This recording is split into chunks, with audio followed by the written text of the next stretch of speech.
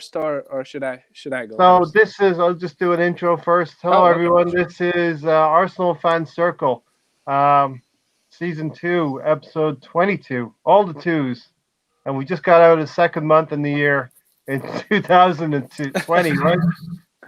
Right, Maher? Yeah, thank So you. Smooth. with no game this weekend, we are coming up with a What's on Your Mind podcast. We want to ask fans out there. There's a link in the comments section.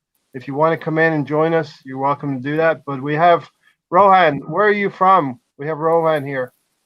Yeah. So, hi guys. So, I'm originally from India. Now I stay in the U.S. in New York City. Big Arsenal fan for maybe 17, 18 years. It's quite unfortunate that the year that I started supporting was the year that we won our last title. Yes. So that, but Arsenal has given a lot of highs and lows over the years. So, right from supporting in India, which was watching Champions League in the middle of the night, to now supporting Arsenal in Yeah. the US, which is watching Arsenal early in the morning. So yeah, but the journey goes on, and like they say, there's only two things that you can't change in life, and that's one is your mother, and the other is your football club, right? So we got to stick with True. it. True. One will bring you into this world, and the other will take you out of it, right, Alex? Exactly. Following Arsenal might take you out of it. But Rohan, what's on your mind today? What do you want to talk about? Right. Right. So on that previous thing, I'd said sometime previously, that out of all the things that I do in my life, following Arsenal is the most illogical thing that I do. So that's basically it. But Yeah. this weekend has been really crazy, or this week has been really crazy. I mean, we got knocked out of Europa. the Europa League, Yeah. round of 32. Didn't think that was going to happen. A couple of years ago, I had told one of my colleagues that, who was a Manchester United fan, and I had told him that there are three certainties in life: death, taxes, and Arsenal getting into the Champions League. And, that was the last year that we got into the Champions League, really. So, I didn't think that we were going to see this day, but here we are. But what's interesting is that this while it was a record that we've gone out in the round of 32 here, another thing that we've retained is our invincibility this weekend. And I know that Yeah. there are a lot of Arsenal fans who will say that that this is not something that we should rejoice, and it's almost like 20 years now that we've done that, and so on and so forth. But that is an achievement that happens once in a lifetime. It's not happened in over 100 years, and Yeah. every year there is a team that comes close, and there's comparisons with the 2003-4 Arsenal, and people say, commentators say, pundits say that how great this team is and how shit the Arsenal team was to get 12 draws. But nobody seems to be able to go through the whole season, really. No. We weren't even in March, and Liverpool couldn't manage. So something that's on my mind is how bold Wenger was. And Wenger, Yes. I I I started supporting Arsenal when Wenger came in, right? Like, because that's sort of yeah, that's what it is, right? Like, and Wenger changed the face of football, and I know he's got a lot of stick. And in the final few years, I also was one of them who wanted him to go, but I never would be vocal about it in the sense Yeah. that how a lot of Arsenal fans were, because I sort of see him like, he is a father figure. It's like your father or your grandfather losing his job, right? Like, Yeah. it's like that. You never want to call for it. You know that they're not good enough anymore, but you never want to see that day that happens. But going back in the day, Arsene Wenger was bold enough to make that prediction that Arsenal team can Yeah. go a whole season unbeaten.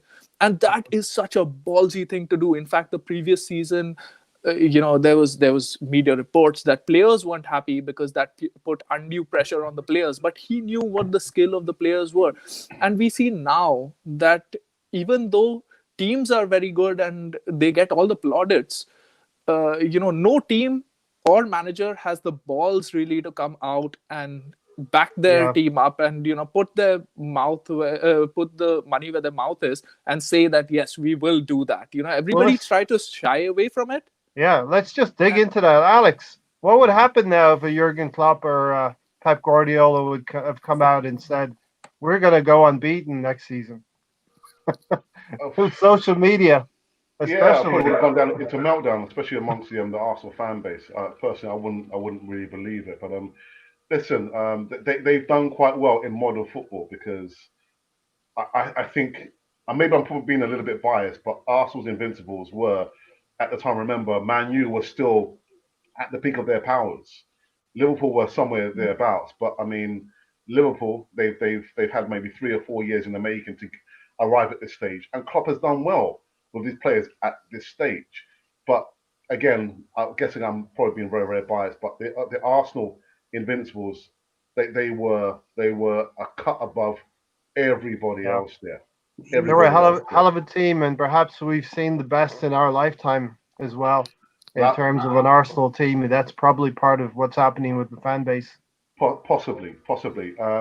I know Orhan began the whole topic about what's on your mind, but what is actually on my mind? I don't want to bring the tone down, but when is the next time is Arsenal going to reach a final and actually get some European silverware? Because I think back in Baku was probably the realistic time that we could have got our hands on some silverware. A lot of the fan base won't remember 1994 when we beat Palmer No, in Europe. no, Best part of 27 years. 20. Yeah. Yeah. So again, when is the next time? I can't see it coming anytime soon, to be honest. For me, if we stay in the Europa League, we'll probably get to that final in the next 2 or 3 years, I would say. But if we do progress into a Champions League, it's really rolling a dice for me on that. Matt, here, what do you think? The thing is, we don't have the quality player or the squad depth in order to go against a team like Juventus or a Bayern Munich. Or, like we were saying, if we had gone through to the next round, Alex Rohan, right, we would have gone up against Wolves. A lot of Arsenal supporters are actually saying that could have easily been the next knockout of us from Wolves. Because Yes, as we if saw we had today, progressed, who could put their hand on heart and say we would beat Wolves over 2 legs at this point? nobody, I don't think so. nobody. I can't put a five. I can't put a. Let's see. I can't put a 10 cents. You guys can see this 10 cents, right? Yeah. I can't put a Yeah. 10 cents that Arsenal would have been beat Wolves. And on Rohan, the- Rohan, I think it's fair to do everything in moderation in life. And yes, by all means, celebrate Liverpool losing, which maintains the invincible tag for the Arsenal for at least another year. Because let's face it, the last 2 years we've been a little bit worried about this. And but in moderation, let's not go over the top about it, Rohan. No, it's a great achievement, and I was going to sort of segue into the fact that there's also been a lot of conversation about Arsene Wenger getting a statue outside the Emirates, right? And people have been, and this was what was really on my mind, and because a couple of weeks ago, and like I said, I've been a great Arsene Wenger fan supporter, at least until the last 4 or 5 years. There were real turning points. The RVP move, losing the title from when we beat Leicester twice in that season. There were a lot of times, and when Klopp Having became only bought available. Tech.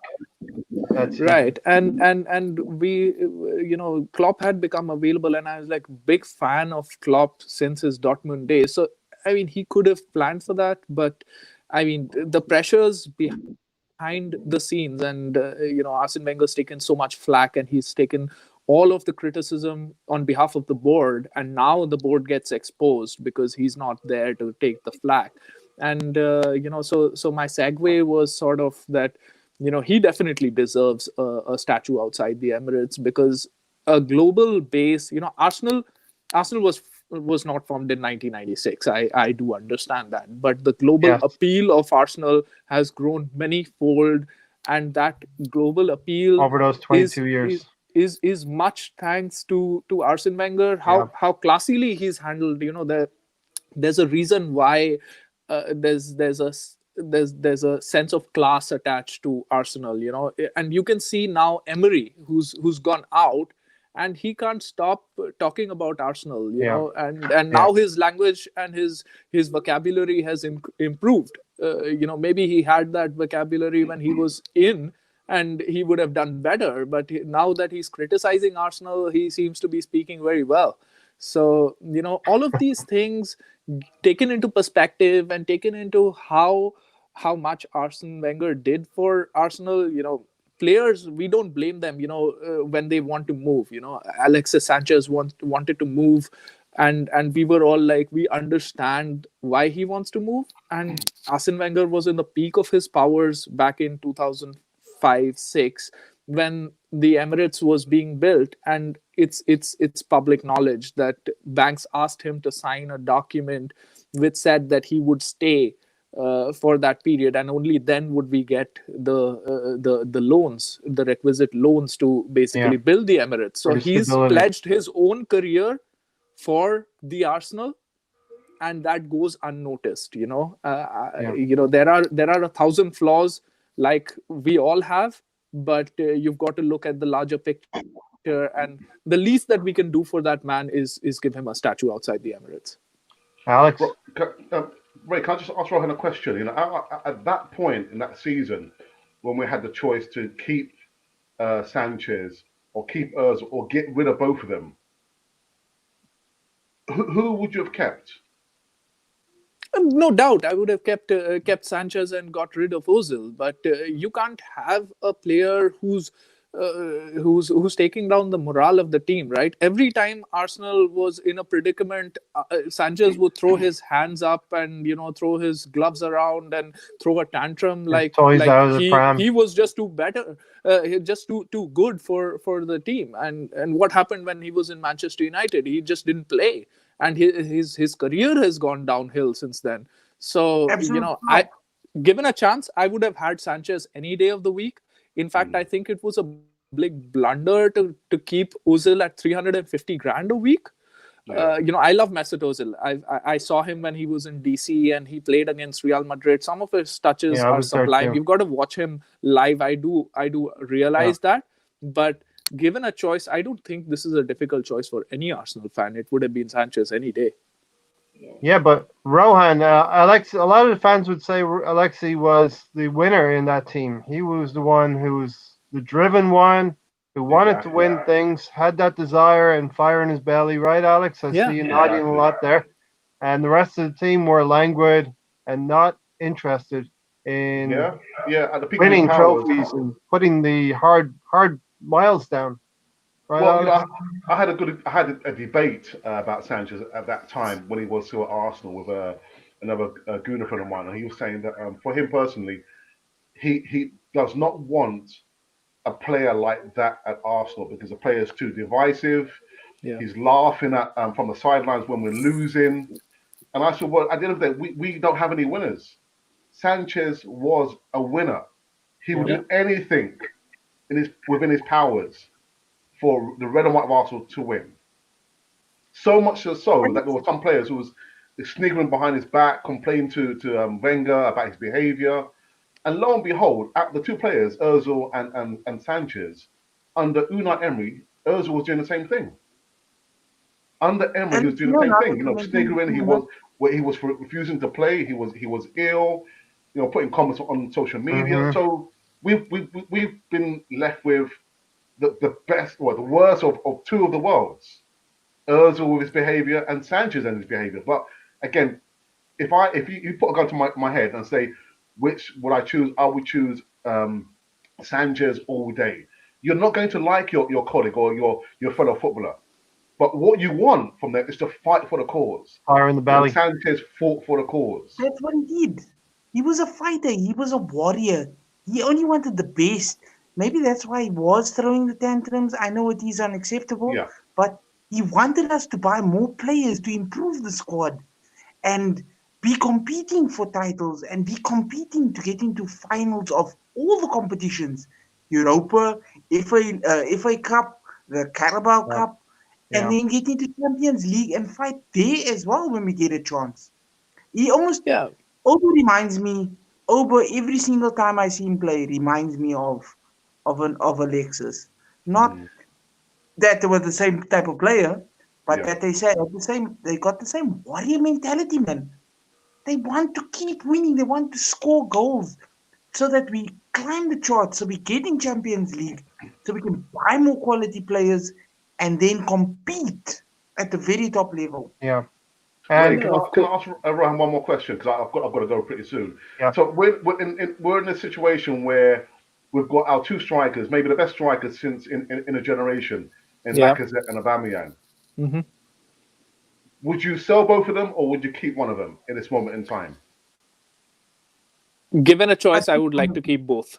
Uh, but if I was to let go of one, I mean, it's no doubt. Lacazette has not been in form. I do rate him. I do Mm, rate him. I do rate his Yeah. work rate. He sacrifices a lot for the team, but his main job is to score goals. Oba was distraught in the last game when he missed that last minute shot from 5 yards out. But Lacazette had many chances throughout the game, and I'm not, I want to say again and again, and this is my caveat, that I'm not sort of hounding Lacazette out. So if given a chance, we should keep them both. Lacazette will also come good, but we have to keep Aubameyang. He is by any a player who guarantees goals. To replace him will cost us like 100 million at 100 plus. least, and that's not guaranteed. He is a winner. He does not. So he is like Sanchez. He's a winner, but he doesn't throw his toys out of the pram. He plays out left week in week out and does not complain about it. His attitude No. is great. He gives Yeah. penalties to other players to get their form up. These are things that he does, and we need this sort of a player. And I know that people will say that he's 30 years old, he will turn 31 this year, but age is just a number. We've seen Ronaldo saying that, Yeah. I mean, Gee, playing that, yeah. showing that, and Aubameyang is going to come good for the next, you know, 2 to 3 years at least. And we've got to keep him, and we've got to play him in his preferred role, which is the striker's role, and he will guarantee us 10 goals more than what he's giving us right now, Do you so think he would? definitely. And I know Alex, you got to go probably now, right? Yeah. I've got to go. I've got to go. Yeah. Sorry, I did say my time's very, very limited. Listen, Did guys, you it's been say? Did you a speak pleasure. what was on your mind, Alex? You cannot leave the group until you have spoken your mind. I've got to go. I've got to go. My time's limited, guys. It's always a pleasure to Yeah. be an Arsenal fan circle. Thanks. My brother thank you, Alex, for Mahir. joining us. Cheers, Rohan. Thank you Glenn, as I'm well. sorry. I've got to go. I've got to Cheers. go. Ray, guys, No have a problem. good evening. Take care. Up the Thank you. Arsenal. Take care. All right, Rohan, stay with us, and we're going to Yeah. explore this before we get to Glenn. Glenn, you're next after Rohan. I've got one question. Do you think Aubameyang would score more goals playing centrally? He seems to have a lot of maturity in knowing where to be in the box from the left-hand side as well, and he's getting a lot of goals that way also. Do Is you that think for he me? would? Yes, Rohan. Do you think he would Yeah, score more goals? definitely, because he has the maturity. He makes those runs from the left, but he's spending a lot of time near our corner, trying to play those 1-2s with our centre backs to get the ball up. He's doing a lot of defensive work, which is all credit to him. But he needs to conserve that energy, especially as the years roll on. You can see now Yes. Ronaldo started off with being a winger and running up and down, and then he knew later to conserve energy and to have that clever movement to score even more goals than he was. And I have before Aubameyang came to the Premier League, I've seen him play with Dortmund. In fact, I was there for his last Die Klassiker, so against Bayern Munich in the Allianz Arena. They got belted by Bayern Munich like they did every time. But his movement still. I mean, he had a chance which got cleared off the line. I still remember, and they scored on the other side. But his movement has been exceptional.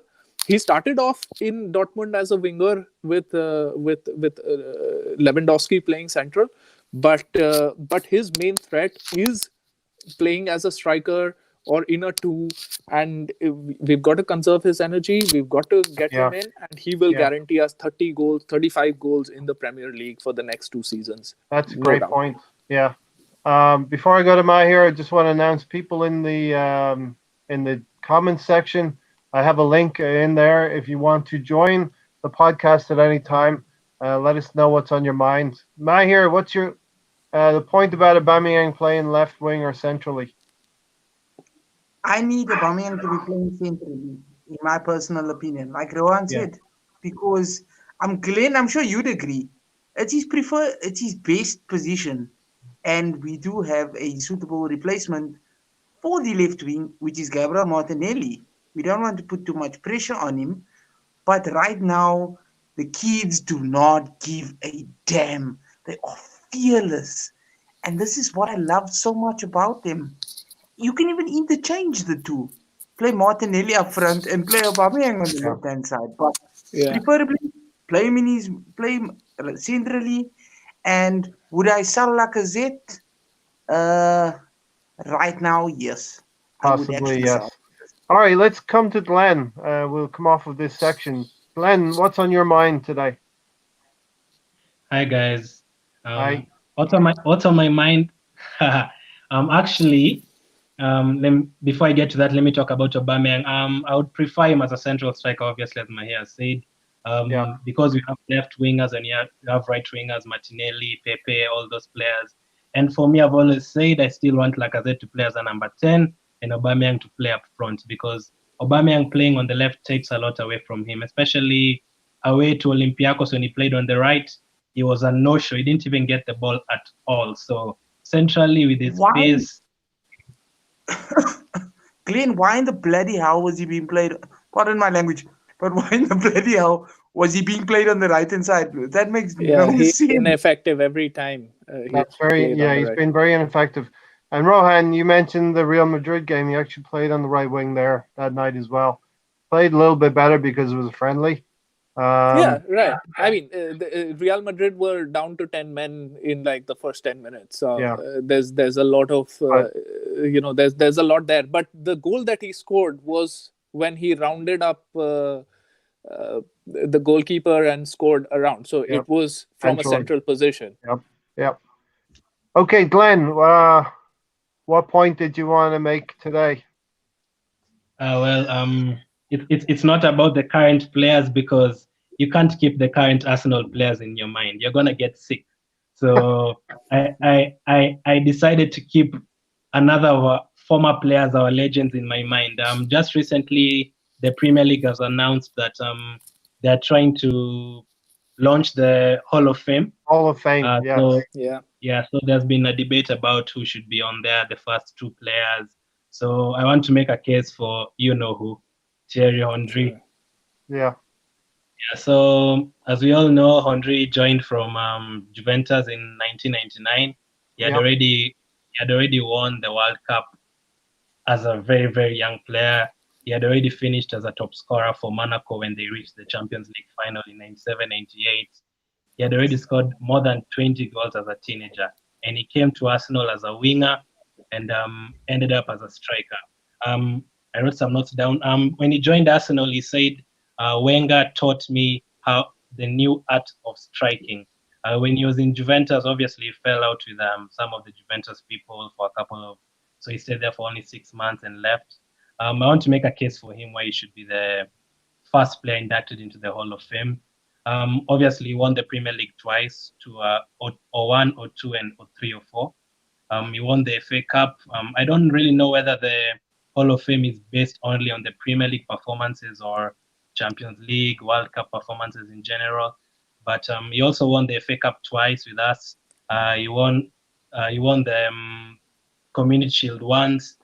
He was the Young Player of the Year in 1996 before he joined.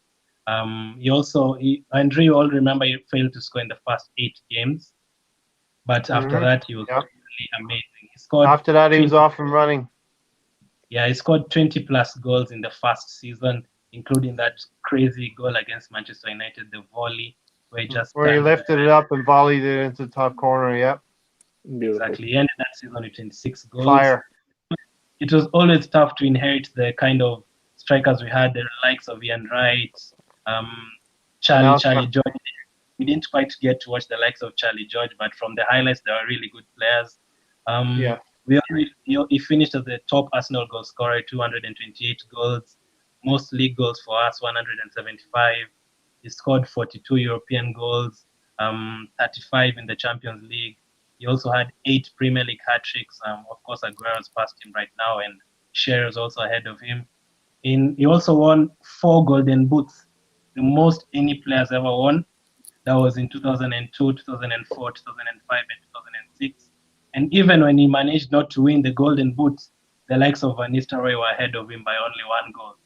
So he was capable of getting consistent. 6, 7 Golden Boots.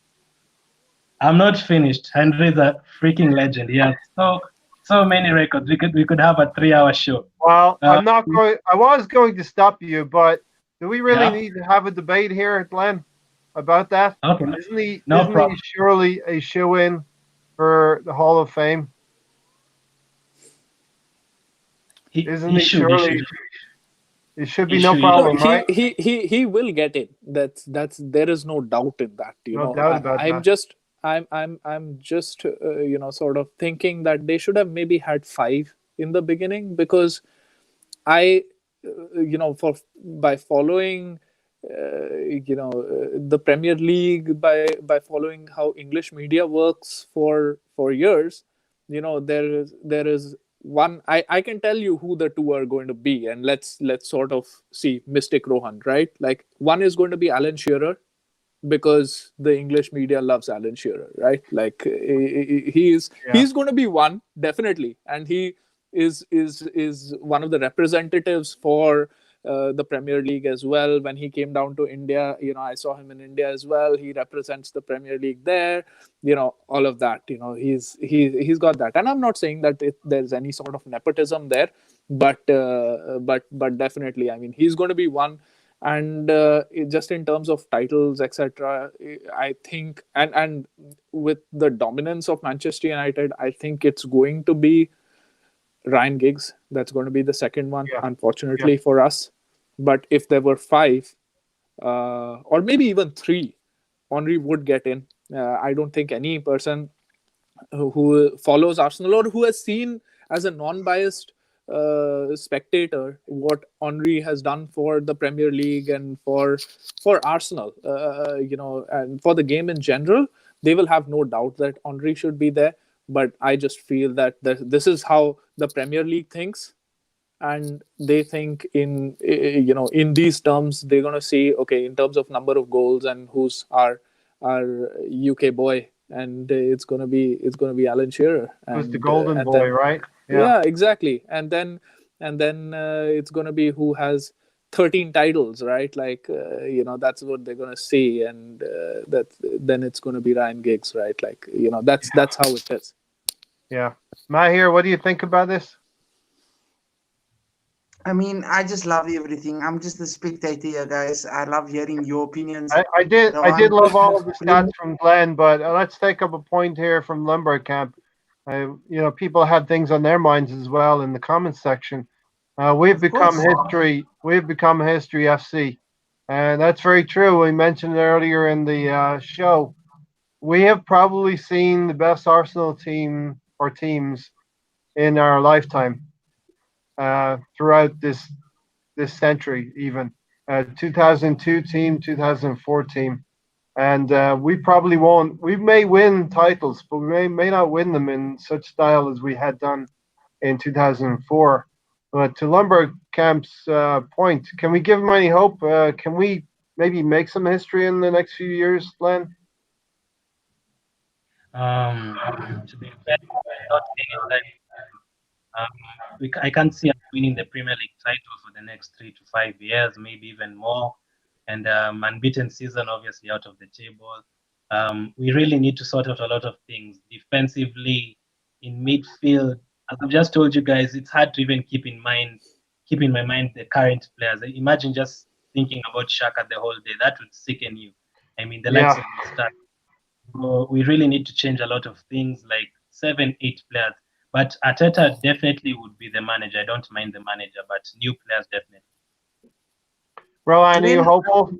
Go ahead, Mayor. there has been Glenn Rowan, there has been somebody, there has been a former Arsenal player that has said what Arteta needs to do right now is actually 7 to 8 players, like Glenn is saying, 7 to 8 players, and we have to do a total rebuild. So essentially, getting knocked out of Europa could be a good thing because we're restricted to maybe one game a week where we can just focus on strictly that. But then the disadvantage would be you'd be unable to sign the likes of some of the players we've been linked to because they do want to play some sort of European football, whether that be Europa or Champions League. Yeah. We I'm definitely go ahead, Rohan. so a couple of points there. Can we get to greatness? And can we can we uh, bounce back from being history FC to being relevant again? Let's be honest. Now Yeah. the thing is that it's a project, right? You can't expect it to be over one season. Over a short period of time. It has to be over multiple windows. Till about the beginning of last season, nobody thought Liverpool were going to be this force, right? That they are, because the 2 seasons ago, which was Wenger's last season, Liverpool finished 1 point ahead of us, right? They finished 1 point ahead of us, and if you remember, one of those last games was against Watford, whom they lost to yesterday. But in that, Emre Can scored a blinder. He scored an overhead kick to get them, those 3 points, which counted at the end of the season and got them to the Champions League. Now, we need to have a clear project in mind. I am just unsure with the owners whether they have that desire to do it. Really, the issue is our owners. It is our board, which is why I was always saying that Wenger. We can blame Wenger all we want, but Wenger is an employee. Wenger was an employee. The board had to take the decision. The board had to back him up, or whoever the manager is, and the board had to do all of that.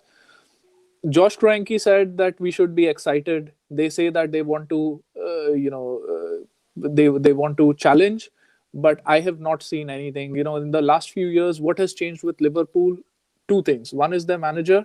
Well, I thought that Brendan Rodgers also was doing a good job before that season when he got sacked, Yeah. and that was bound to happen with Suarez going. But their management has changed, and they had a clear focus. So if we can have a clear focus, we act in a responsible manner, but in a positive manner, then we can do something. What really kills me about Arsenal is that sometimes we have the defense, then we don't have the offense. We are Yeah. playing We either have Shamak one and or we the are other. Yeah. You're right. then we have the offense, we don't have the defense. In between, when we had got Petacek, I had thought that I had sent out a post saying that thank you Chelsea, this is one spot that we were missing, and he turns up to us and he was shit. So but that's also because of the defense. He didn't have Terry and Ivanovic in front of him, and all of those guys, Aspilicueta, and he had the jokers that we have. It was So exposed. if we are if we go in the right manner, then we can do it.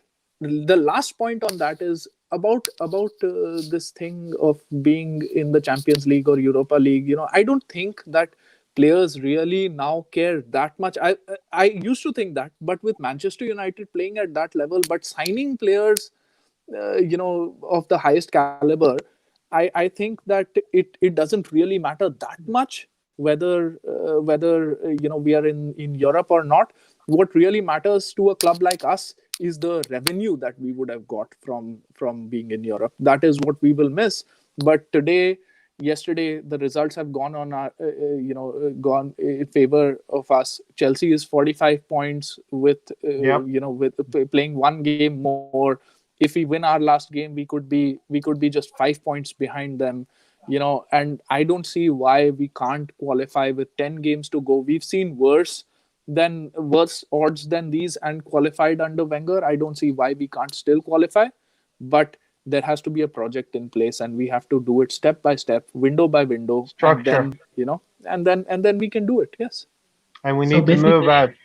Yep. so basically, we're just qualifying to the Champions League for money. I saw Ray's tweet the other day saying we need the Champions League money. So that's the only Yeah. reason why we're qualifying for Well, Champions League. Spurs got there by fluke, right? I mean, there's no reason why we can't do it.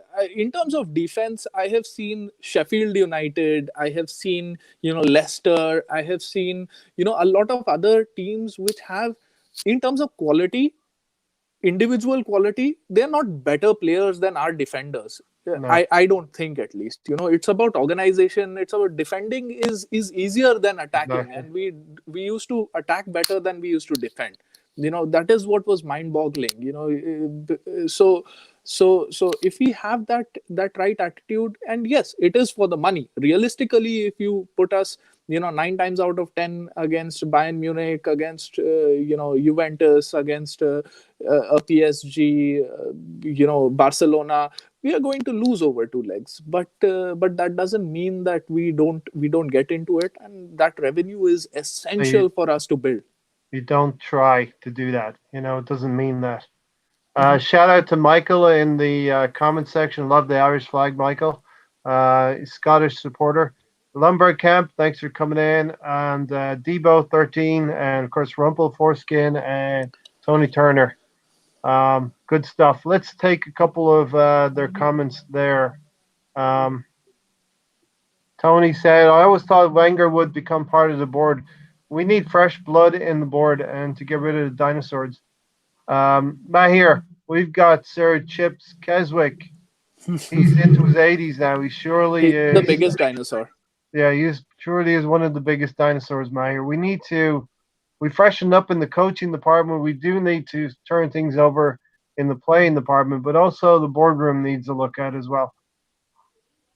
Yeah, there was this idea of them bringing Wenger back to kind of boost everybody's spirits.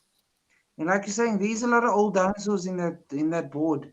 A lot of people that don't love our club. It's Would Wenger be strictly, one of those now? well, Wenger would. I don't know how it would be if he was actually a board member instead of when he was I don't think. our manager or our coach, our manager more or less, because he was a yes man. Let's face it, he was a yes man. Yeah. Would he be doing the same thing if he was a board member? It would be interesting to see. I would like to see that, but we Rohan, need I people don't from the think. top. Yeah. I don't think that Wenger is going to come back as a board member, because he's just used to exercising so much control that now, if he doesn't have that control, I don't think it's going to sit well with him. I think he's going to come back, if he does, as an ambassador for the club, something like what Yeah.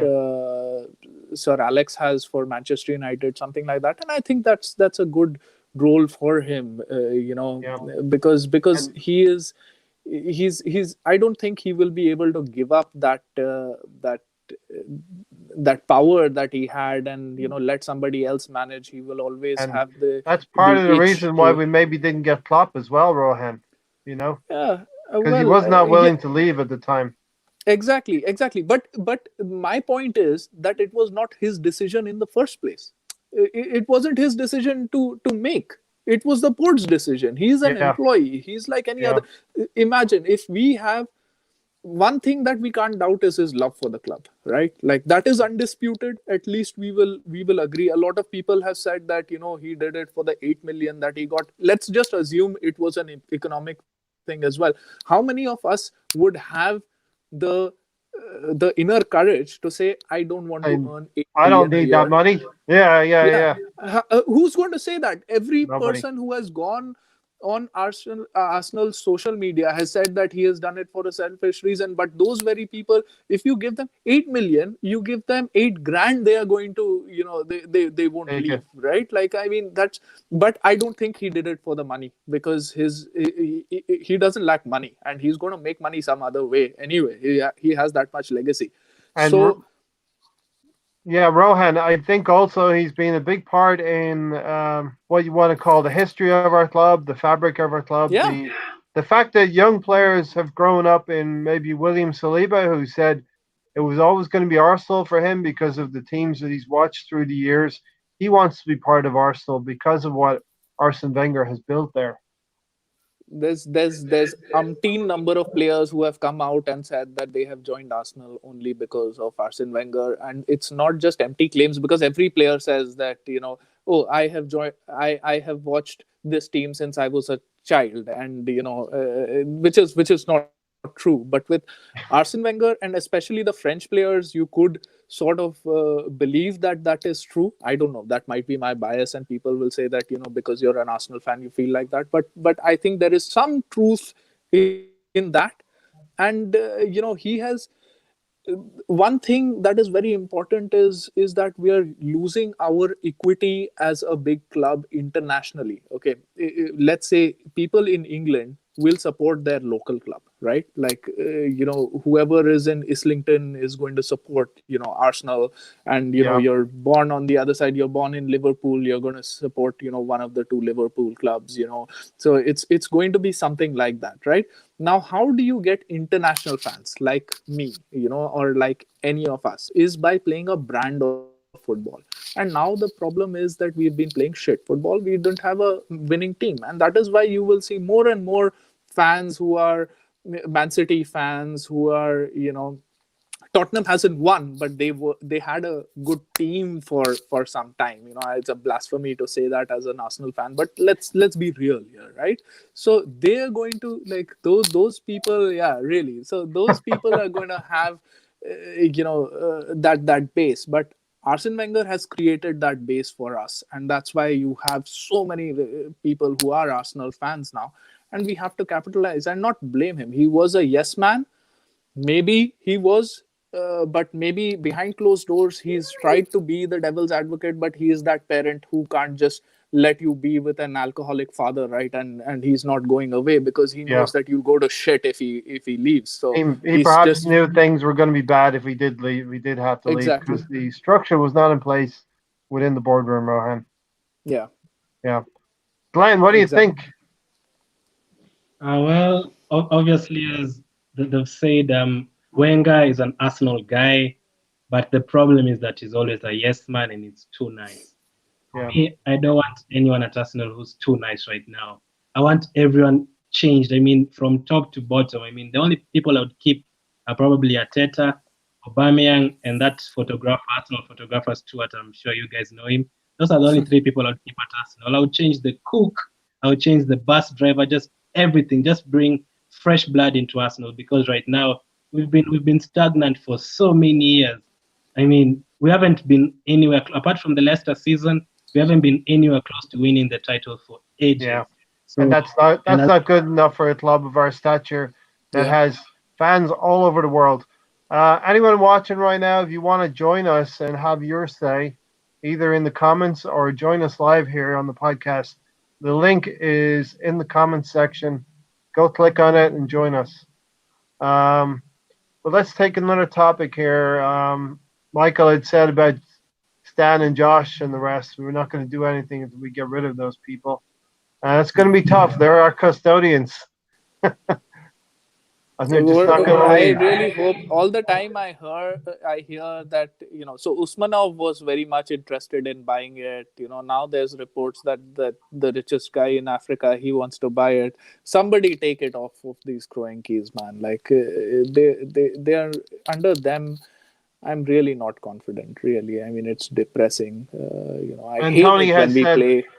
Look at You that. We're know, going to possibly lose 60 million again. And we have, for the first time in many, many years, posted a financial loss in the last season.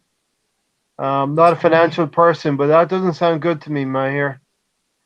It sounds No, like a no. depreciating asset for the Cronkies, who are probably pouring a lot of money into that stadium in Los Angeles.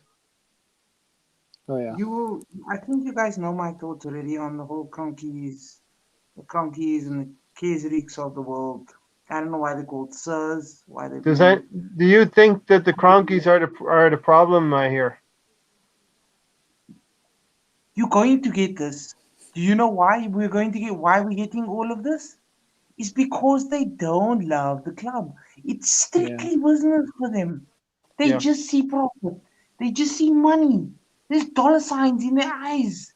And they laugh at us from whatever vineyard or wine farm or hockey stadium that they are in America. That is what they are doing. And until they are gone, we will not see change. I mean, you could say Man City, yes, Man Unfortunately. City were banned for financial doping, which is very reasonable, very understandable. But why couldn't we pick up long time ago? Why couldn't they pick up that us selling our base players to our rivals? This gets me really riled up. I have to really go on a tangent for this one, guys. But like we sell our base players to our rival clubs who go on then to win titles with those clubs that they join. And not only that, we don't replace them. This has happened for 10 as far as I've been an Arsenal fan, I can remember this being happening. And this is why we've declined so much. That's why in today's team we've got the likes of an Ozo who's being paid 350 a week, never mind a month. We would die for the club. 350k a week. And he's Yeah. had one good season in not even maybe half a season out of 6 seasons, 5 seasons he's been And with he's us. talking about We get finishing paid out his contract, which nothing. means another season. yeah. Of course he would. Rohan, let's take the question here from Michael. Basically, after the games, if he's ruthless, no one buys into Arteta's plan. They're gone. I expect to see a fair few players leaving this summer, as they won't be in his plans. Mustafi, Guendouzi, Ainsley Maitland-Niles, Kolasinac, and Chambers. Who would you expect to see moving on in the summertime, Rohan? Yeah, so definitely, this was a see. This season has been a write-off. Although I hope against hope that we will qualify for the Champions League, and it's doable. But this season is a write-off. What is good is that Arteta has got a head start on assessing the players, and and he is the best judge. I was not enthused by Arteta signing, right? Like it was the Man City game that we were thinking about, that Emery had gone or was going to go, and we were thinking about who was going to be the replacement, and I was like, Arteta, what has he done? But now I've seen him. I've seen his, at least a level up in terms of our performance. Yes. Tactically, he's been all right. Apart from the last Olympiacos game, which was his inexperience also that came to the fore, but all of that is fine. Now he will be again. I think that one thing that he has is is that winner attitude. He's been with Pep, and so he's got that. From being at Everton and then being at Arsenal, he did not have that. But now being with Pep, I think he has that attitude of being a winner, and he knows what to look for players. So I would expect that they sell players, or I would want that they move on players like Ozil, whose wage we can get one or two good players. They move on. We get a good backup for Bellerin. Bellerin looks like he's lost a yard of pace Lost a since yard or he's been two. in. He's Yeah. he's come in positionally. He's been weak, Struggling. and we've got to get like a good uh, a good number two, let's say, not a Lichtsteiner who was absolutely dreadful, or I don't know how Cedric is going to be. He hasn't played for the team. I've seen him for Southampton, but we're trying to fit in players, multi-utility. He can play right back, left back. He can also be the coach. He can also be the driver. He can also be the cook. And you're like, why? Yeah. So we need those specialists. And so the defense, in terms of getting a center back, my real hope is that we get Saliba. Let's hope that he turns out to be good. Yeah. We've got Holding, who was really good until Manchester United last season when Yep. When he got injured. when he got injured. Till Yep. then, he was our main guy. So Yep. him and Upamecano, we've got to Yeah. get this guy. So we've got to get the centre back partnership in. See how much Van Dijk has changed for Liverpool. So if we have the commanding, every great The team one. has to have that. Yeah. The centre back partnership, Rio and Vidic, Terry and Carvalho. For Arsenal, let's Campbell hope it's and going Colo. to be yeah, exactly. and for Arsenal, let's hope it's going to be now Saliba and Upamecano. Finally, let's see. we have to crack this. We've had over 10 years of We- instability at the back. We seem Glenn. to be in transition all the time. Glenn, what do you think about all those points? Well, let me start with the Arsenal players. I mean, the problem with us Arsenal fans is that we always say, Mustafi has improved, let him stay. Shaq has improved, let him stay. Bellerin is okay. He's been at Arsenal for years. Give him the captain. These players, if you look at their games in general, these players are not going to get us where we want to be. Yes, No. they can be stars, but you'd probably sell like 13 to 14 of these players. When Klopp joined Liverpool, from that time to now, I think it's only Milner and Henderson who are remaining. He sold everyone and changed the entire team because the team wasn't good enough. He didn't say, And you know But that's what? 8 windows, right? yeah. That's 8 windows, right? Like you can't do windows, it over yeah. one window. Yeah. We Maybe definitely- in 3 years we won't be able to visualize our team from present time right now in about 3 years. we definitely need a lot of time because right now we are 10th. It's not like we're actually fourth competing for anything. We are 10th. We are so far ahead of so far behind. I mean, we can't expect to jump from 10th to first next season. So as we gradually climb the table, we also gradually get some new signings here and there. Sort out the defense, sort out the midfield. By the time 4 to 5 years, I don't think the likes of Aubameyang will be here. By the time we're trying to. So He'll be, No, but he'll be drawing his pension, quick Glenn. thing there. One quick thing there, that in the beginning of the season, I felt that our squad was the third best squad in, or at least in terms of starting 11 plus maybe two substitutes if you add. This was the third best team. I really felt that, in terms of attacking, On we paper. had that talent. Yeah. On paper. Yes. Yeah. So it's a freak season that we are in ninth, and Chelsea had their transfer ban. Spurs had gone to shit.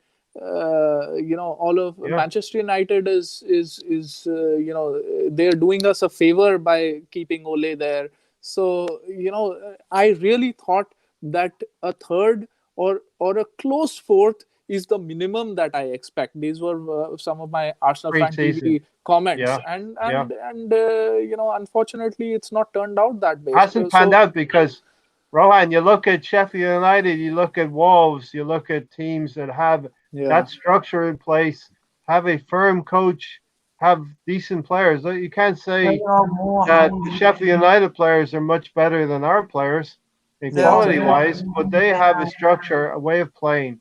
Go ahead, when Mahir. you say Guys, these teams are more hungry than us. That's why they are seeing success. That's why we, as a bigger, no disrespect to them, but we as a bigger team are cheering them on in competitions like the Europa.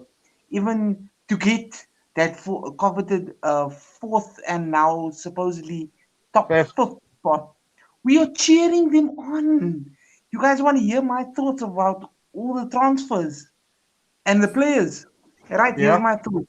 Jaka, yes, they've improved. There's a lot of players improved.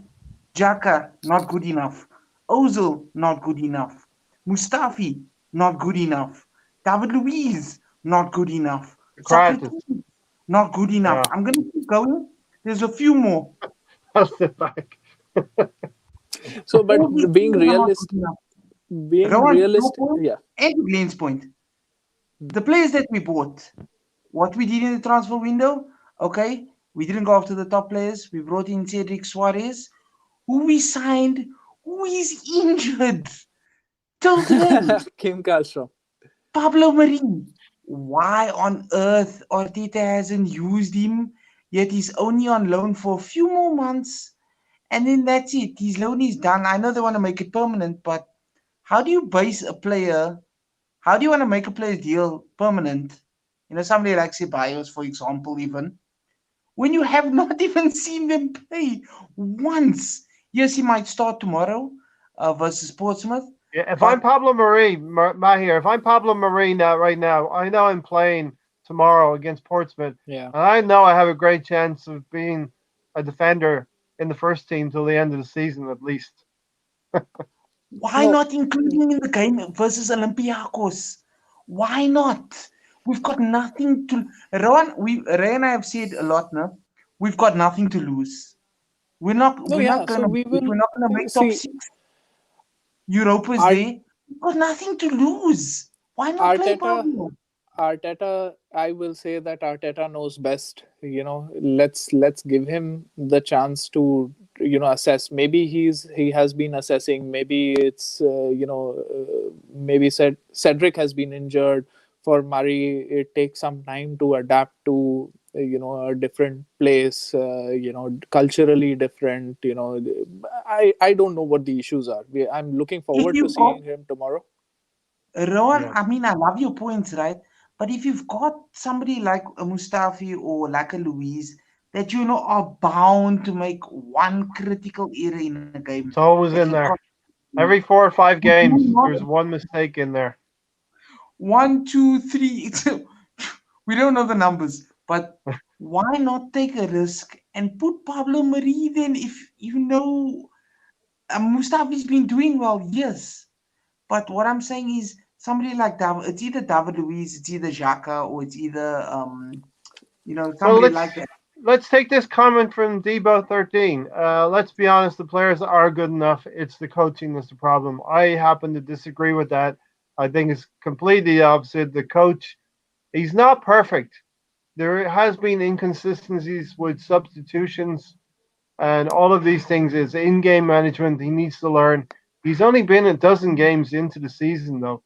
He's probably been a coach for 12 or 14 games.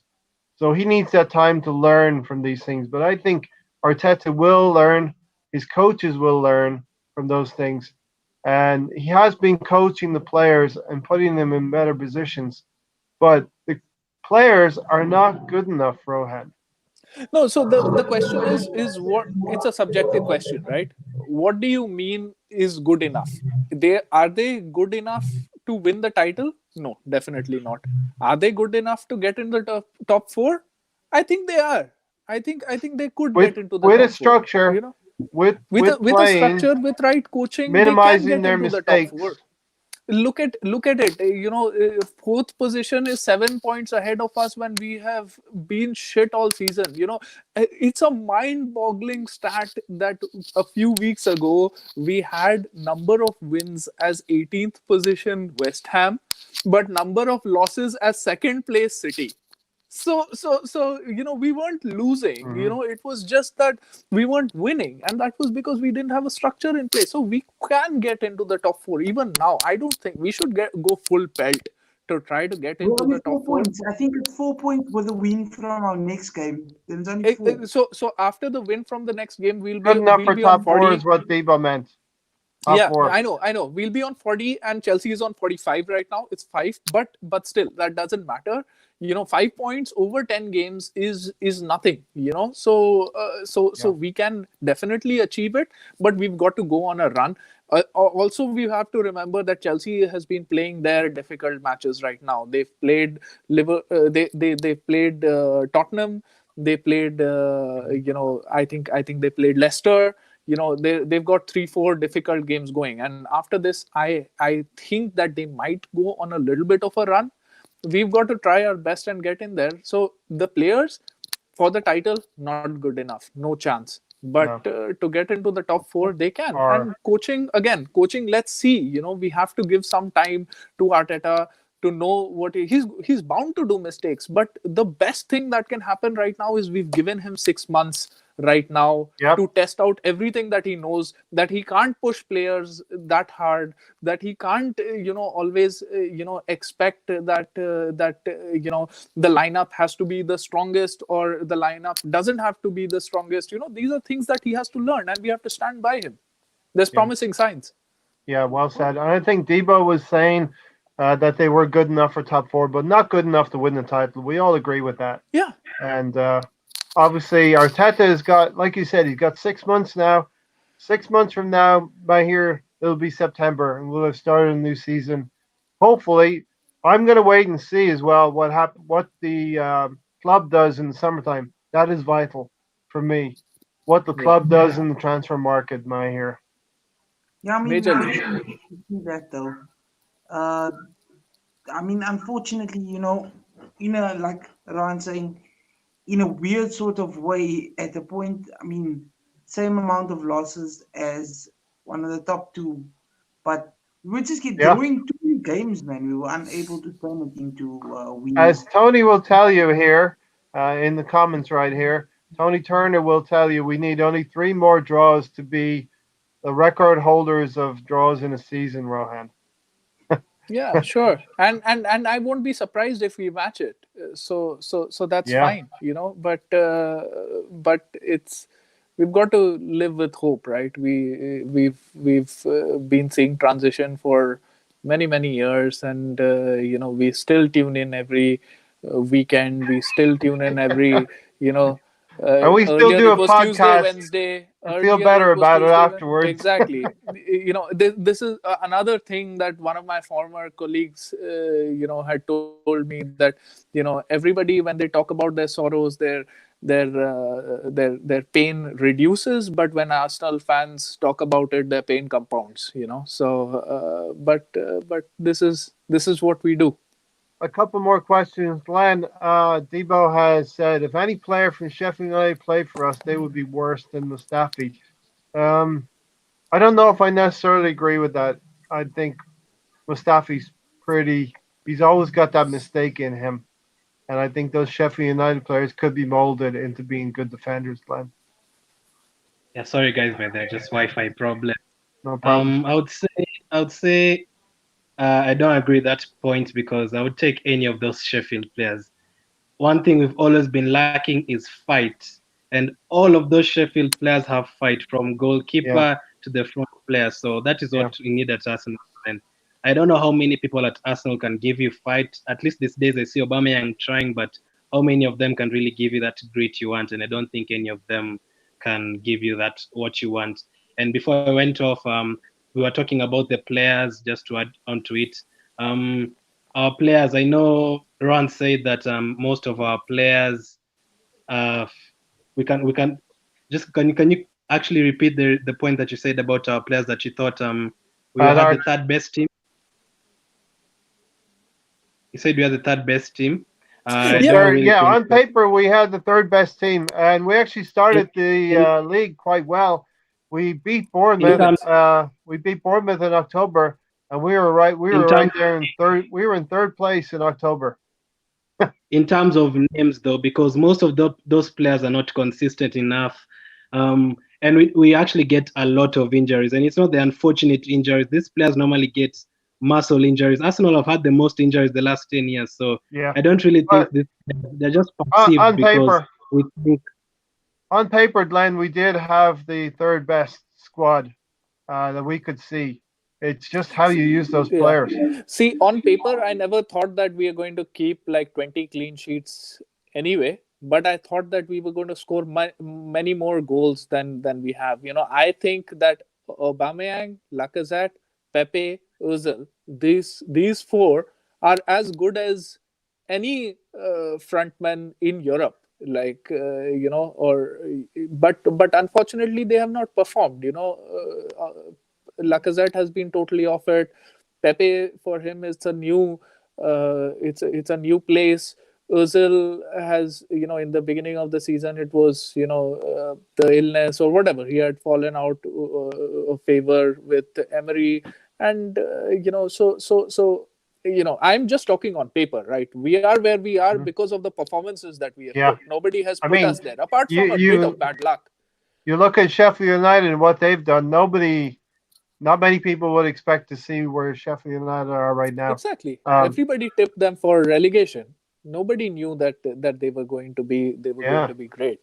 Mahir, I'm going to give you this question. Are you worried about how late Arteta makes his changes?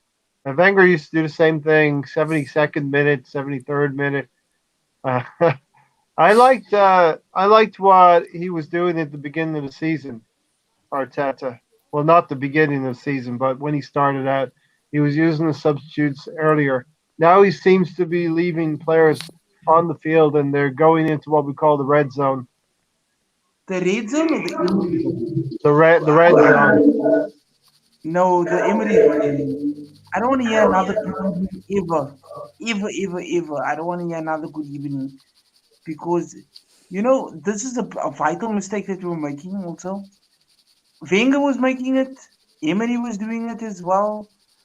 Even Lundberg, for the few games that he was with us, he almost inherited that from being with Emery. And late substitutions are absolutely killing us. As we do know, guys, we could have brought Martinelli on the 70th minute. Do Yeah. you see how much impact he had when he came Yeah. on and almost created that opportunity for by attacking so much? What would have happened if he would have come on earlier? I mean, I personally just I don't like this late substitution business.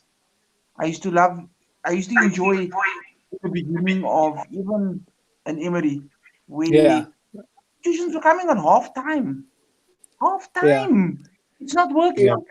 In the Somebody beginning that of But in the it beginning of became Emery's reign, he was making changes, and those changes were paying off like nobody's business. I mean, we really thought that we had someone, but of course, 70 minutes is too late. But I think substitutions between you have to make it. You have to give these players who you've put in the starting 11 for a reason, and you've got to give them at least 10 minutes in the second half once you've given them the second set of instructions. But substitutions need to come around 55 to 60 minutes. But again, you I guys will can say see. that what's happening behind the scenes, whether someone is fit. I know Martinelli, if he came on against Olympiacos, he could have made a difference. There were games when he has not brought on Pepe at all, and Yeah. when he's come on for like 5 minutes, he's looked lively. But again, Arteta is also learning. Yeah. Hopefully he will change No, that. I'm not saying The thing is that we not. have bigger problems than Arteta right now. So We Yeah. do. I'm not Yeah. focused on Arteta. We have to bear in mind, Glenn. We have to bear in mind that this is the time that Arteta can use Yeah. to hone his skills as a coach, so that if we keep our fingers crossed, all things going well, we have a good summer transfer window. We can be good in September. of course it's Exactly. right now the time to experiment new things and all that. But about the substitutions, of course, I agree. But obviously, there's no right or wrong time to make a substitution. You go by the way the game is going at the time. The way the But game's I Yeah. thought flowing, yeah, last three games he actually made the substitutions. He waited too long because Ios, Bellerin, Ozil, they were all non-existent, and he waited too long the other day. I often wondered about that, how we as fans can see these things, Glenn, and the coach does not. Yeah, right. I mean, All right. these are things that we can always. I mean, somehow fans can predict, right? Like I was just dying for Klopp. Klopp had that energy, that Arsenal energy, right? Like everybody liked him. He played in a pragmatic manner. He had that respect for Wenger. He said that for me, he is Sir Arsene Wenger. They play like a symphony. I play heavy metal football. Things like that. It was it was the perfect match, and we could see it, but the board couldn't at that point. We've been, when Van Dijk was at Southampton for a couple of seasons, I was like, we should get him. We should get him. Alderweireld again at Southampton from Atletico Madrid. We should get him. We should get him. We didn't get him. There are so many players that we have seen. And what happens behind the scenes we don't know, right? Like Yeah. David Villa has come out and said that he was almost going to join Arsenal, but then it didn't work out.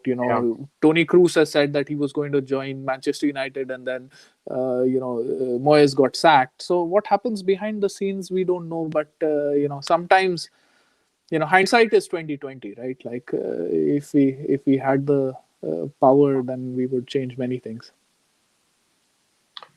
Yeah, good example, Mahir. When Chelsea were dominating, Lampard changed the midfield at the 30th minute. This is when they beat us at home 2-1, unfortunately. They dominated us after that, and we lost. So we could see clearly we were dominating that game, Rohan, for 30 minutes. And Lampard and Jody Morris got together. Were talking on the sidelines, made the changes they needed to, brought on a substitution, and the game changed in their favor. That's one game. The next game we played is 60 minutes with 10 men, and Lampard couldn't do shit. So Lampard, I rate Arteta higher than Lampard any day. Arteta has learned from the best, and Lampard is just riding on the fact that he is a legend there, and he's going to get kicked out soon. All right, let's look around the league. Go ahead, Bahir. I just want to ask you guys to do me a big favor. I want you guys to join my show also, and come and comment and come and check what I'm going to do, because actually, matter of fact, in the week, either Tuesday or Wednesday, I want to review all the mistakes for VAR. Rowan, that's another thing that we have discussed in the previous show. How bad VAR is. I know it's a separate topic on its own. But is VAR bad, or is it the people who are using VAR that are bad? I mean, there's no doubt this is a technology. The technology is here to stay. They have to make good of it. The Bundesliga does it really well. The VAR was not that big a topic in the last World Cup as it is in the Premier League. So VAR is shit because the people who are using it have no clue about how football works. There are things that have gone wrong, but look at the goal that Aubameyang had ruled out playing time against Manchester United. And then we got that goal. We could have been fuming if he didn't get that. So but we've got the ones against Crystal Palace twice. Pepe penalty and penalty not given, and then Chambers given foul when Socrates scored. So VAR has gone against us, but it is here to stay. Let's embrace it. Let's refine the skills there. Things need to be happening much quicker. I know it's killing the buzz a little bit because you celebrate, but you celebrate like holding back because I'm gonna face VL if the and if it's the not a bad year to do this. If Liverpool are clearly going to win the league without any. You can't argue that VAR has them 24 points ahead. You can argue maybe they've benefited a little bit, 17 or 18 points, but they're clearly going to win the league. It would have been nasty if it was 1 point difference between the top two and that was decided by VAR, right? Yeah. So hopefully they can refine it coming next season.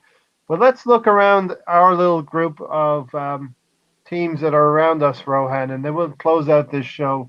We've got Leicester City on 50 points, but then fourth place, Chelsea on 45. Then Manchester United, Wolverhampton Wanderers, Tottenham, Sheffield United, and Burnley are ahead of us. But we do have that game in hand. What's your feeling in terms of can we be consistent? Can we be consistent? My heart says we can win every match from now until the end of time. But my head says that we will bottle it. That is what my head says. I will not even look teams between us and Chelsea. Tottenham is 3 points ahead of us. We have a game in hand. Plus, we play a game against Tottenham. So that's going to decide who finishes above one or the other, right? So that's that. Between us and Chelsea, if we win our next game, which is against West Ham, if we win that game, then we're going to be 5 points behind them, and there is no reason why we can't make that. All of these other teams, that you named, which is Sheffield United, which is whoever else, we are going to United and face them. Wolves. Correct. United we have faced twice, so that is done. But United has difficult matches. The next 3-4 are difficult matches for them. Yeah. So we have to hope that City pound them, and then they lose some more, and there's a bunch of draws, and then we somehow miraculously. I have seen against hope us getting top 4 a lot of times when there was like no hope. Lasagna Gate was one of them, right? In the last day of the season, we got it, and we've seen those highs History of FC getting into again. the top 4. It's funny, but that high, what would we do for that high now, right? Yeah, that would be something. So definitely, I mean, we can do it, but my head says that we have to play City, we have to play City, we have to play Liverpool, we have to play a bunch Wolverhampton of Wanderers away from Wolves. home, Leicester at Correct. home, Tottenham Yeah. away, So Liverpool at home.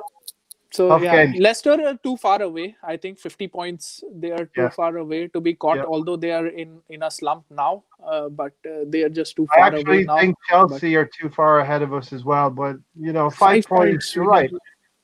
It can happen. Yeah. It can happen. We just have to be consistent, man, here when other teams around us are not. Yeah. Yeah, can I ask you guys a question? Do you guys honestly think it would be better to stay out of European football? Or Yeah. do you guys think we should go after European football still with nothing to lose? We have nothing to lose. We need to go after European football, unfortunately. We have to go after European football, but my perspective will be only to chase Champions League. It will not be to be 5th or 6th or 7th. See, of course, you can't let your foot off the pedal, right? There is some ethics in playing also, and you have to be competitive in each game. But I'm not interested in watching Arsenal go to like Belarus and go to Azerbaijan and all of these places on a Thursday. Really, like you, Ryan. It's boring. I'm tired of that. It's more heartbreaking than going out in the Champions places League round that of 16. have Wi-Fi names for their teams. Wi-Fi password. Wi-Fi passwords for their team. Yeah, I want to be back in the Wednesday night arena. I want to be back in there, and yeah, exactly. we can win some games in that environment, and we can lose some, but we have to be in there. Yeah. Right here, you agree, or you tired of the Europa League at this point? Most definitely. I'm tired of hearing go.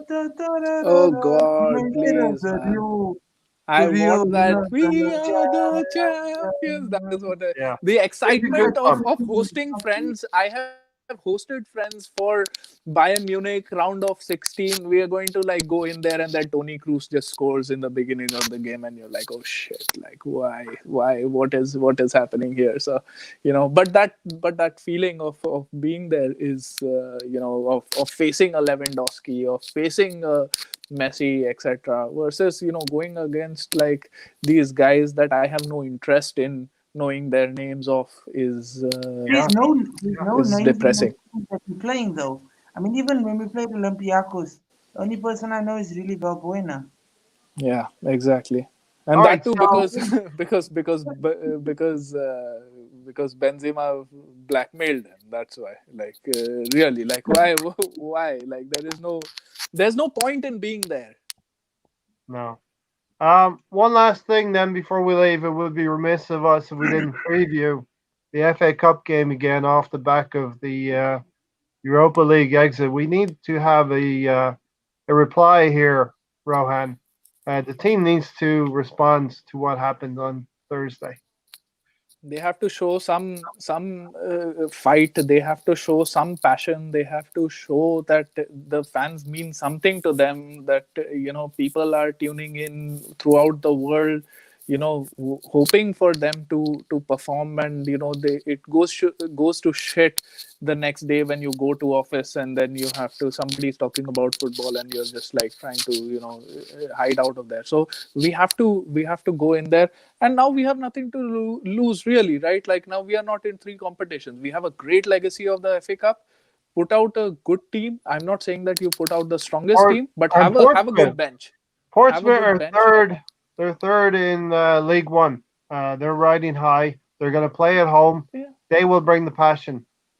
We No, need to sure, match it. and that is why we need to start strong. It's not like now we have a game on Thursday again, so we can have a good team. But yeah, I want to see Mari.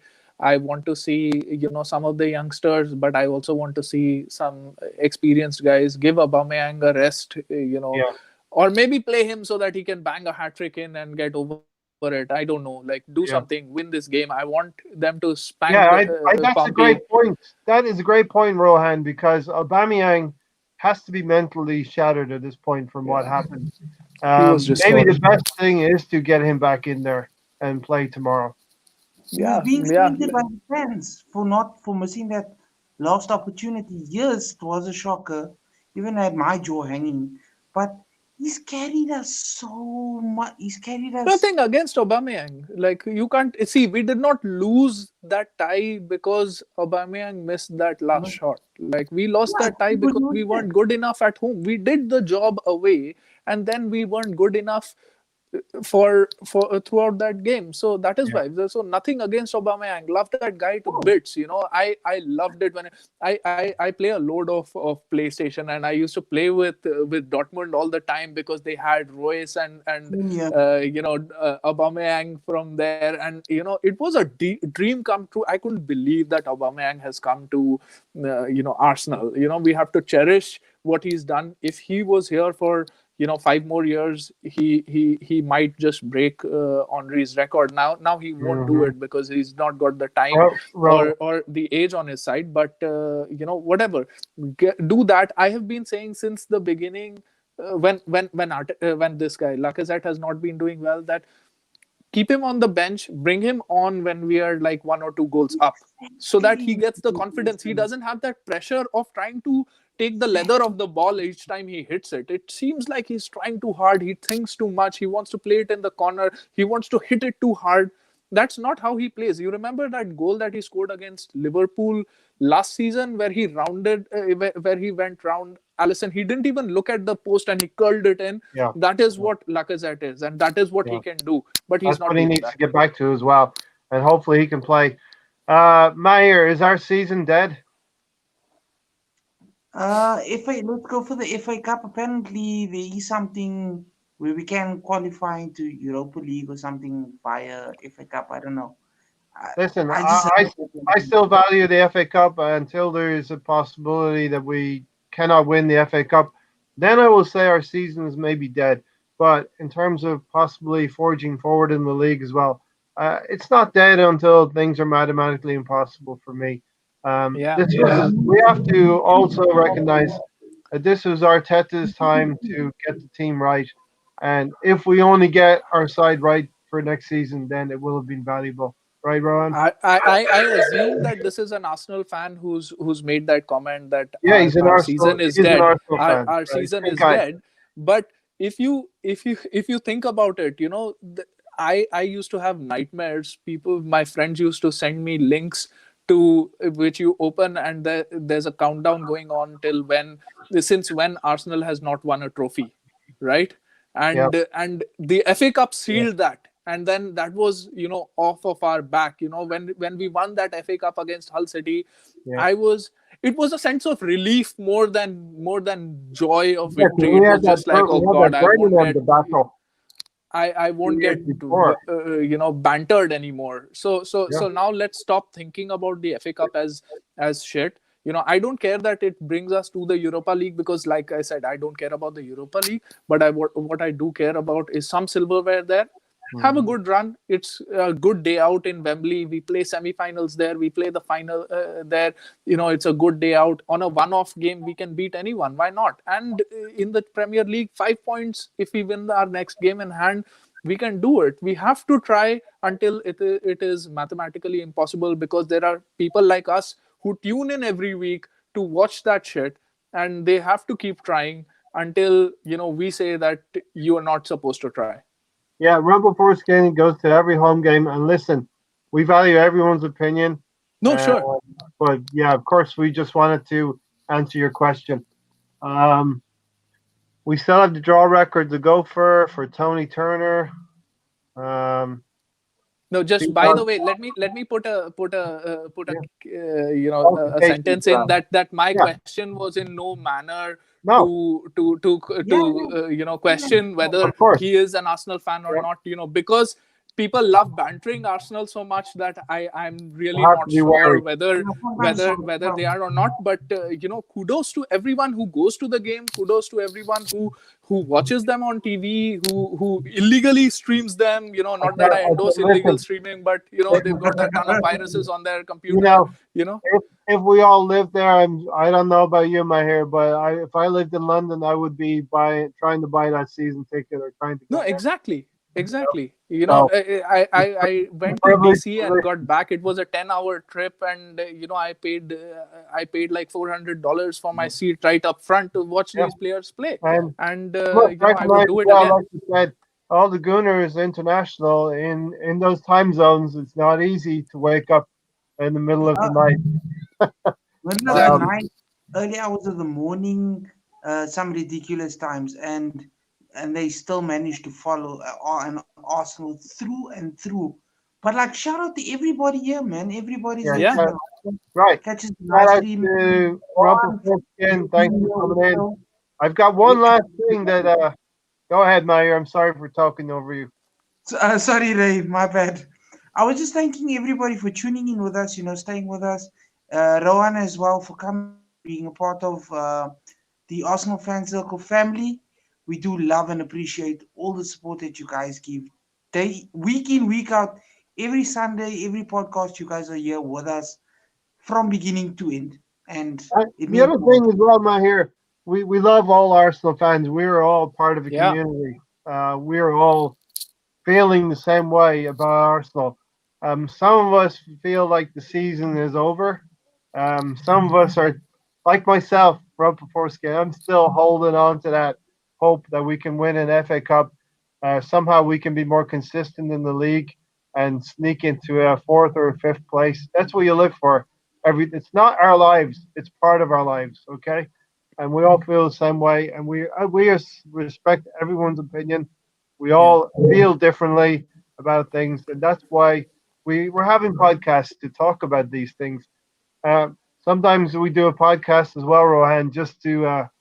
It's like therapy, you know what I mean? Oh yeah, get over what happened on Thursday night. But all good. Tony here. Mahir, I'm going to give this to you first. I know my answer.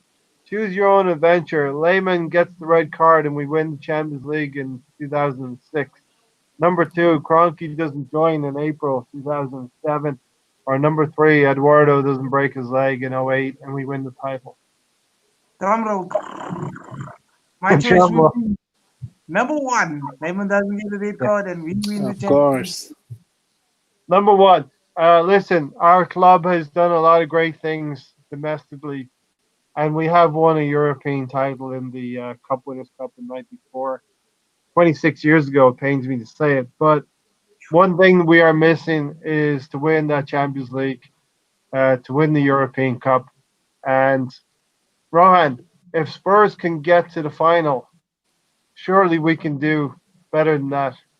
We should be trying to do better than that. Definitely. I mean, see, football is a funny sport. Who would have thought that Olympiacos would have knocked us out? We've got knocked out in the round of 16 by Monaco.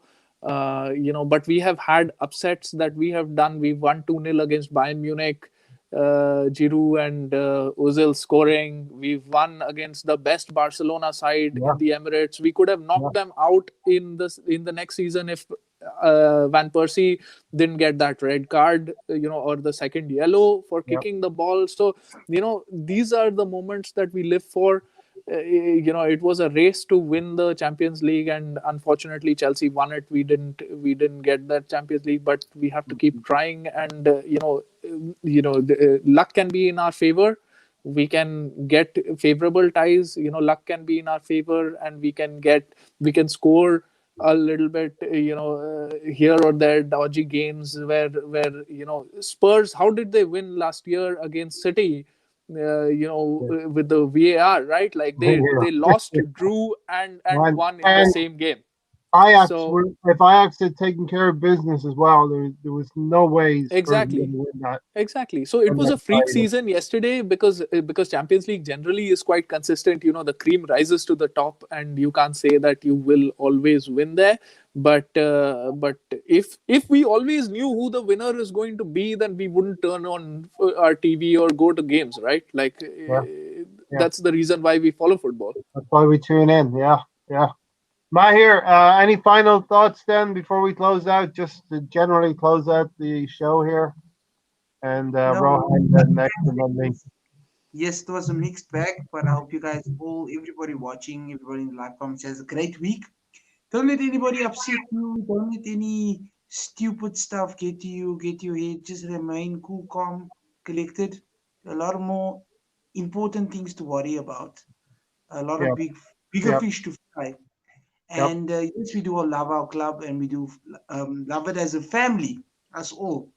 And yeah, I'd like just to thank everybody for all the support, man. And, joining us in our guests. I mean, Ron, we really appreciate you coming on tonight and staying with us also the full to discuss everything that's going on. And it also gives us also all a chance to vent and feel how we feel. These kind of No, channels are definitely. made for the fans and the supporters. yeah. Mahir, I always love the way you take the calming and holistic way. Like, be nice to everybody. It's a really nice touch. Rohan, any final thoughts? Yeah, so thank you for having me here. Like you said, it's therapeutic to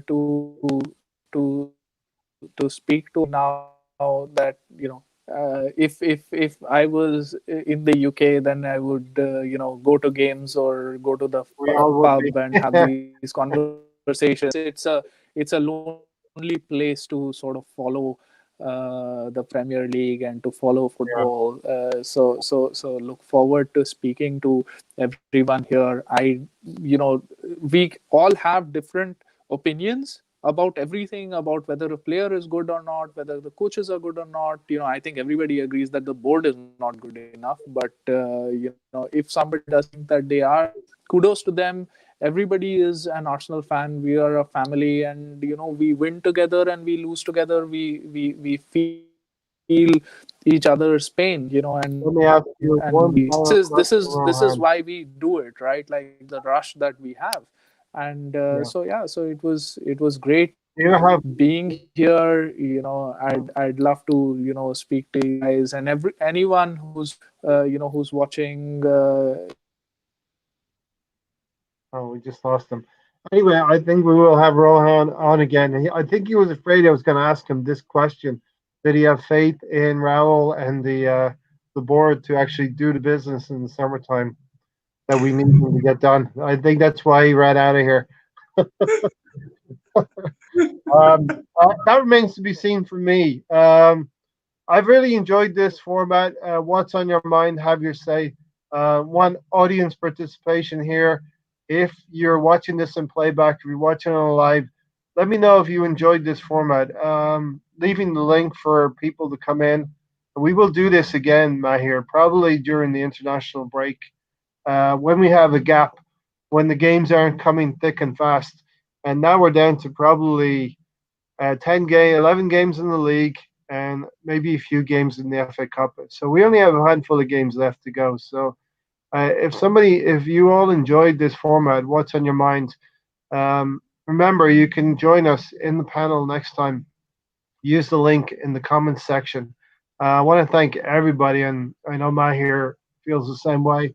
It would just be two or three of us talking amongst ourselves if it wasn't for you, all you folks in the comment section, people who come to watch this show, people who are subscribing. Really, really appreciate it. This guy over here, he's got a YouTube channel as well, Gundam News. So take a check on Gundam News on YouTube, and you'll be able to find him and his stuff. He's putting up. You tell me what you're doing over there on your channel, I hear. Yeah, it's basically, what we do here as well.